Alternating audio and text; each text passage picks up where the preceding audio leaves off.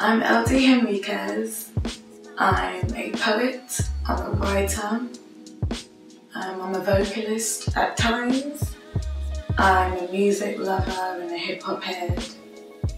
I travel, I eat a lot, but more predominantly, I'm a writer and I'm a poet. I'm also a lover of all things progressive and optimistic and cultured and good music and beautiful movements. I love things with substance, so that's me.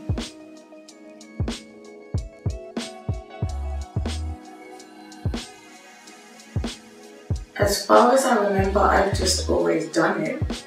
I don't think there was a specific moment where I decided this is what I'm going to do. I've always been told that I was in a corner somewhere, or I was by myself, or I was filling up a notepad or something and just writing. It's just as long as I know. I mean, I'm not sure whether something resonated with me and that inspired me to do so when I was really young. But as far as I can remember, I've always written, I've always liked poetry, I've always wanted to share it when I wanted to. It's just always been a part of my life as far as I know. It wasn't always for a performance purpose. It wasn't always for a public display. I've just always written it for myself. I find it very therapeutic. And that's as far as I can remember.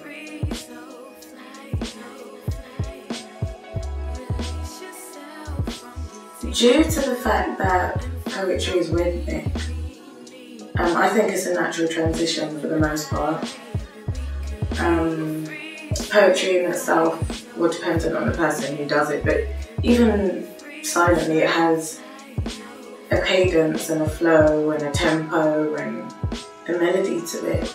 So with me, it's just always been easily associated to music, whether I purposely put it in front of something or not. Obviously, East 54th with Can I Divine and I, the EP that we put out last year. And that was the first official time where I decided, or we collectively decided, this is what you do, this is what I do, let's mix it together and let's do it officially. But it's always been melodic to me, it's always been music in a sense, just a different form of expression.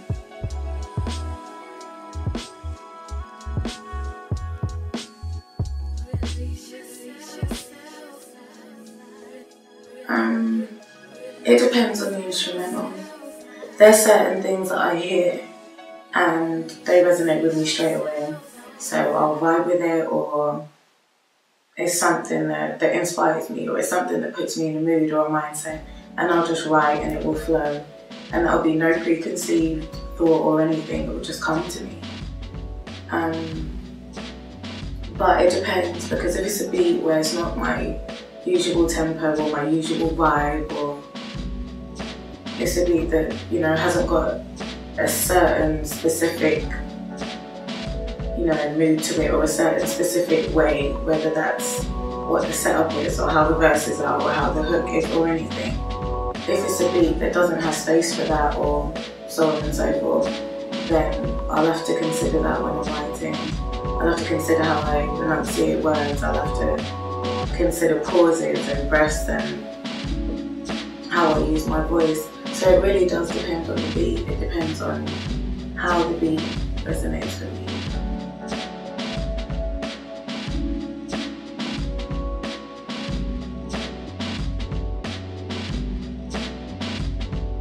In my area, if that's in reference to locally, I mean, I've always been an observant person anyway, and that's locally and on a wider scale. Locally, yeah, I'm quite observant. I don't really tend to follow trends, so even if I know what's going on, I won't be dragged into it, or I won't be led by it, or I won't be caged into what that specifies. I'm just observant in general, so I'll know what's going on and then I'll make a conscious decision as to whether that fits me or speaks to me or even speaks for me at all.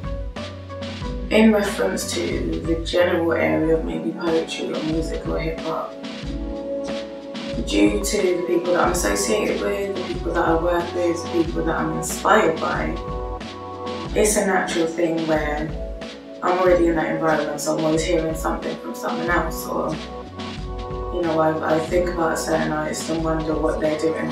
You find something new or something like that. So I guess it's a natural thing in general. Because if it's something that you love or you have a love for, you'll find yourself around it anyway. It will resonate to you. It's like a law of attraction thing. So that's if it's something that I have love for.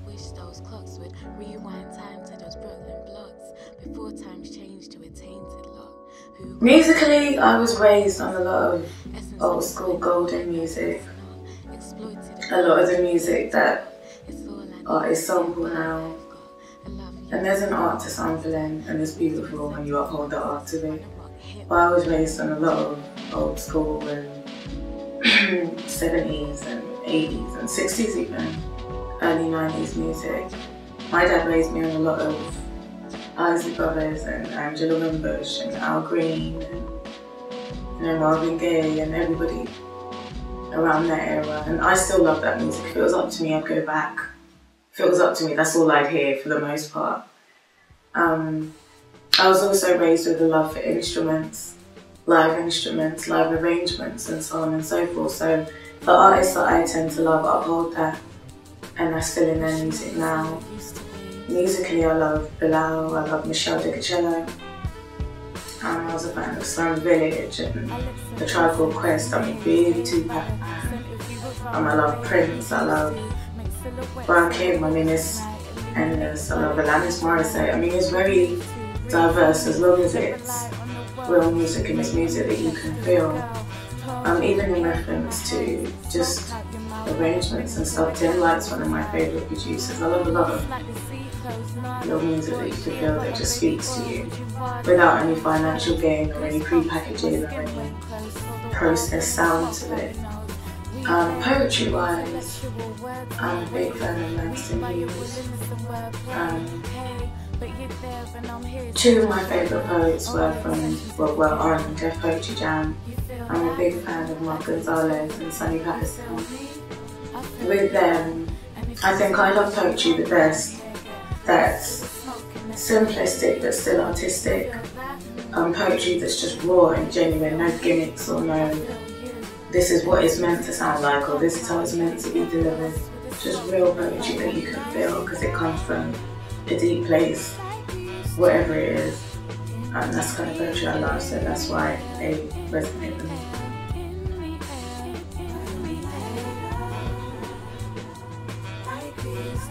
The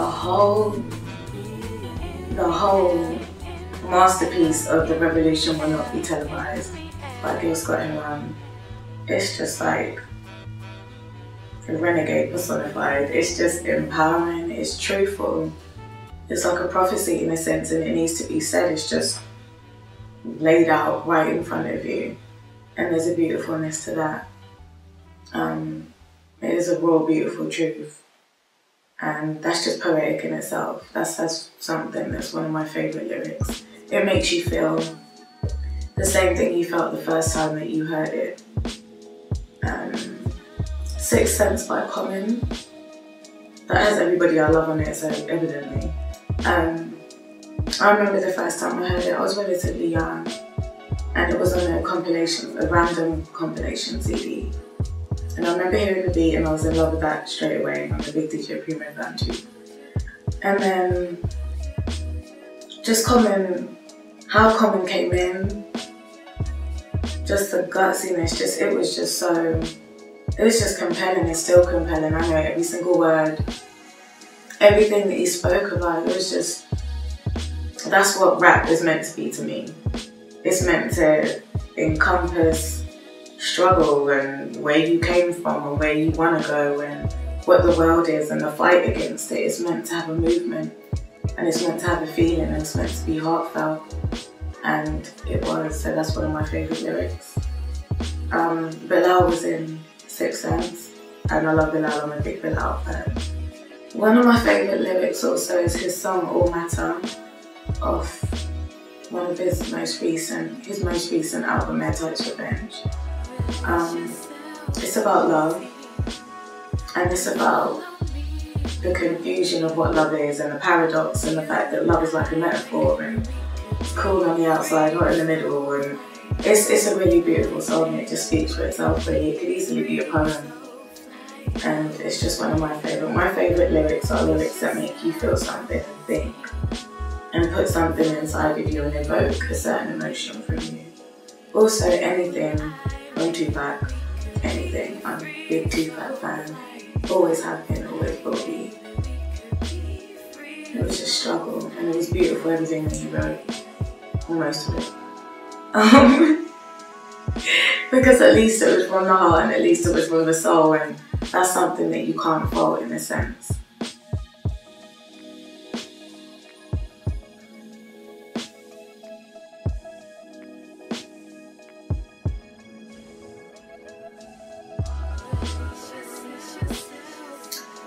I would love, it would complete me literally as a human being to have D'Angelo's harmonies.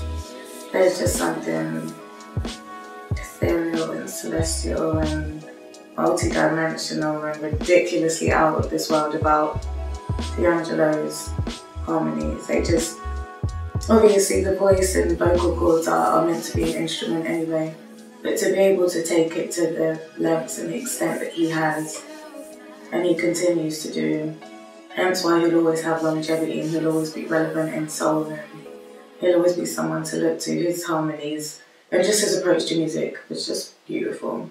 I love his harmonies, they're just dynamic and I'd also love Michelle DeCello's bass playing abilities. She's one of my favourite artists, one of my biggest inspiration. I love guitars as it is.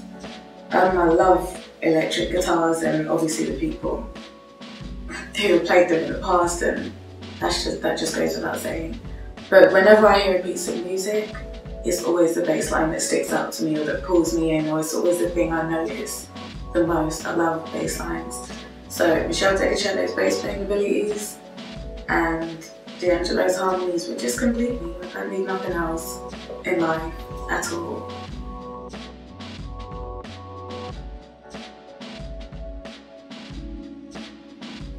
Okay, currently I'm working a lot on writing. I'm working a lot on my own writing, that's novels and short stories and scripts. That's always been first for me anyway. So I'm working on developing a lot of that, establishing a lot of that, and putting it out in the best way possible. I just released Cloud 127 with King I Divine, who did all of the production on the album. It's a follow-up to East 54th. It's also a conceptual album. Cloud 9 is meant to signify utopia and escapism and a high plane. And that's what we wanted to do with this album. It was meant to be like the soundtrack to surrealism. It was meant to embody everything surreal, and meant to embody creativity, and it brings in elements of hip hop and poetry and vocals, and it's a journey. The whole album's a journey. It was based on the water cycle because Cloud was in the water cycle.